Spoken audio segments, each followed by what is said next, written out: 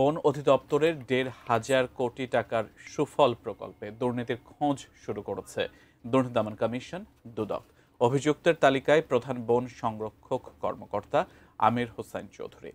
এদিকে অবৈধ সম্পদ থাকার অভিযোগে অনুসন্ধান শুরু হয়েছে ঢাকা পাওয়ার ডিস্ট্রিবিউশন কোম্পানি ডিপিডিসির তত্ত্বাবধায়ক প্রকৌশলী আব্দুর রাজ্জাকের বিরুদ্ধে। আওয়ামী লীগ আমলে বন অধিদপ্তরে ব্যাপক লুটপাট হয়েছে এমন অভিযোগে সম্প্রতি বন অধিদপ্তরে অভিযান চালায় দুদক।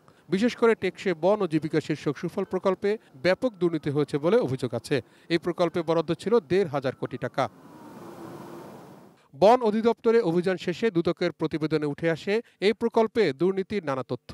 অভিযোগের তীর প্রধান বন সংরক্ষক কর্মকর্তা আমির হোসেন চৌধুরী এবং প্রকল্প পরিচালক গোবিন্দ রায় সহ অন্যদের বিরুদ্ধে। তাদের বিরুদ্ধে যে অভিযোগ ছিল সেই অভিযোগের প্রেক্ষিতে যে অনুসন্ধান আমরা যে অভিযান পরিচালনা করে তারপরে তথ্যপত্র যখন সংগ্রহ করা হয়েছে তখন প্রধান বন সংরক্ষক এবং ওই প্রকল্পের পিডি সহ অনেক সব ওনাদের নাম চলে এসেছে।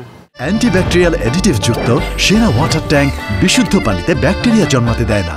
এদিকে অনুসন্ধান শুরু হয়েছে ডিপিডিসির তত্ত্বাবধায়ক প্রকৌশলী আব্দুর রাজ্জাকের বিরুদ্ধেও। বঙ্গবন্ধু প্রকৌশল পরিষদের সাবেক এই নেতার বিরুদ্ধে সরকারি চাকরি করেও বিনা অনুমতিতে বৈদ্যুতিক সরঞ্জাম উৎপাদনের ব্যবসা এবং দুর্নীতি করে অবৈধ সম্পদ অর্জনের অভিযোগ রয়েছে। উনি নিজে কোম্পানি করে তার প্রোডাক্ট গ্রাহকের কাছে বিক্রিতে উৎসাহিত করতেন, প্রলুব্ধ করতেন, আর ক্ষমতার অপব্যবহারের তার বিরুদ্ধে অভিযোগ আছে। সেই অভিযোগের অনুসন্ধান চলছে।